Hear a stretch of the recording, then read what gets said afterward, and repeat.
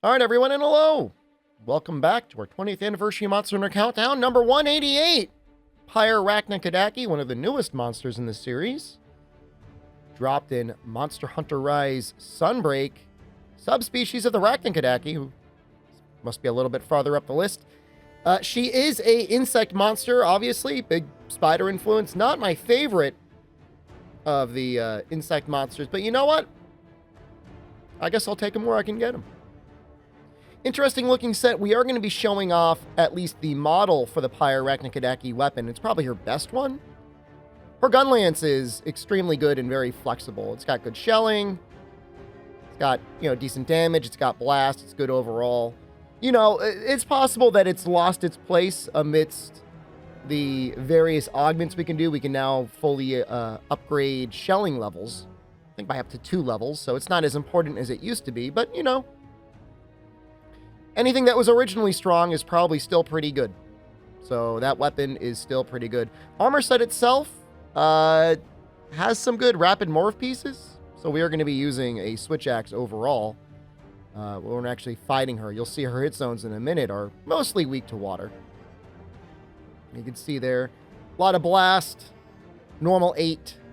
It just got used a lot. I find that myself. I'm mostly using long 8 now, just because it's a little bit easier to land your shots. You lose a little bit of damage, but you gain some consistency. Got Wire Bug Whisperer, Maximum Might, Rapid Morph. Not great, only because Maximum Might isn't great, but you can definitely find some good pieces there. A little bit more comfortable fighting Pyre Rakna compared to normal Rakna. The legs actually trigger Weakness Exploit. So the normal Rakna does not. So that's... We'll get into that when we need to get into that. But water and Weakness Exploit is fine. Status is nothing crazy. KO is weak, but good luck hitting the head. Basically, the fight comes down to getting enough damage on the parts that will then trigger a topple, and then either hitting the head ideally or hitting whatever you can get. And we can get into it again when we get to the normal Rakna-Kadaki, but basically it comes down to breaking enough of the legs when she's all webbed up, kind of like this. That will do a topple where she'll stick her head out, and then after that, she will web up her abdomen, and then you got to keep hitting the abdomen until you get the other topple. And I think it just cycles like that more or less infinitely.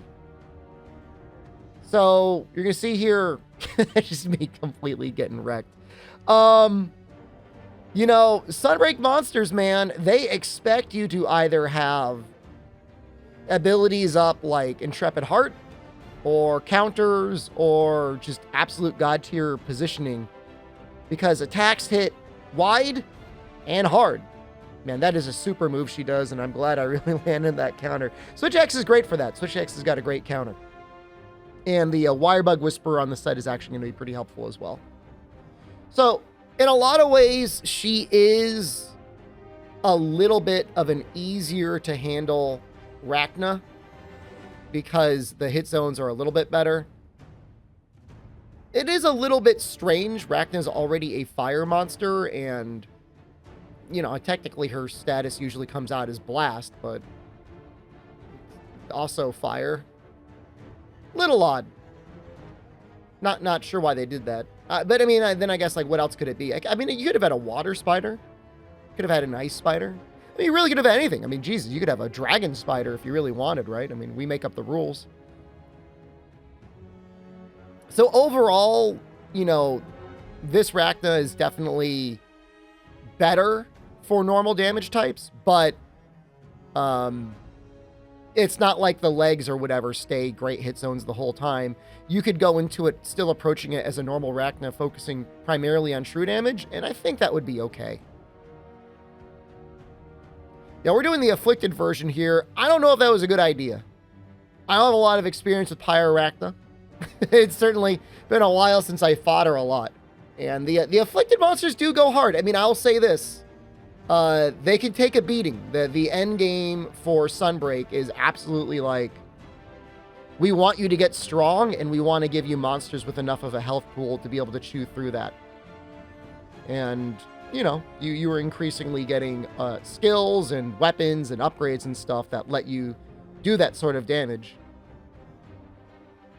But whenever you try to do something new, or especially if you're doing something like this, which is using a nearly unaugmented armor set, you feel it. You know, I mean, to not engage in the system it wants you to do and then try to fight them normally, it's like, yikes. There's an expectation to min-max, which, you know, I mean, I think it's okay.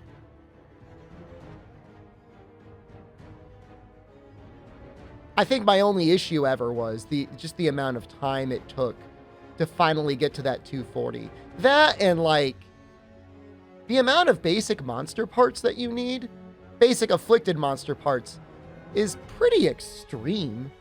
And granted, you know, they ended up giving us more coins over time. You could trade for them, but then you're like, well, I kind of want to use those coins for other things.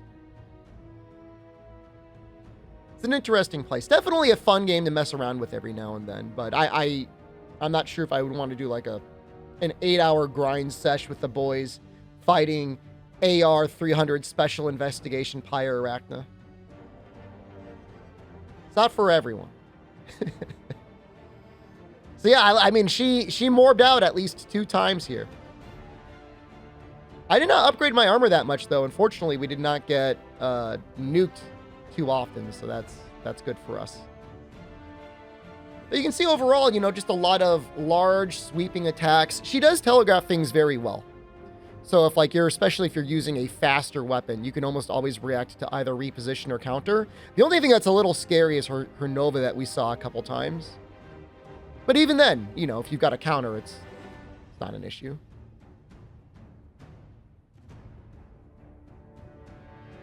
And again, it is a fun fight because you are constantly switching behind. You know, am I attacking the legs? Am I attacking the back? Once I get my down, am I in a position to hit the head? A little sneaky treat whenever she sticks her head out. But definitely a challenge sometimes. Definitely. If you go under geared, I would say even with the resources the game gives you between wirefall recovery and the counters that we have, it's a neat one. She's going wild again. Oh, saved. Oh, we were almost done. That was heaven or hell, man. Let's fight. Okay, Pyre Rakna-Kadaki Hardclaw, a claw from Pyre Rakna-Kadaki. Despite its massive size, it is wielded with great precision. Pyre Rakna-Kadaki Spike. The Pyre Rakna-Kadaki Spike is a sight to behold. Its tip shines, resembling a flame. Pyre Rakna-Kadaki Dull Glowgut. The light of this glowgut reflects the Pyre Rakna-Kadaki's rage. It burns to the touch. Okay, so that's it for Pyre Rakna-Kadaki. Interesting fight. I mean, interesting subspecies. I do wish it had a different element or status, but it's still okay. It's still at least an interesting upgrade from normal Rakna-Kadaki. Up next, Bishatin. We just saw a subspecies not that long ago. That'll be okay. Okay, thanks again so much for watching. I love you. I'll see you tomorrow. Goodbye.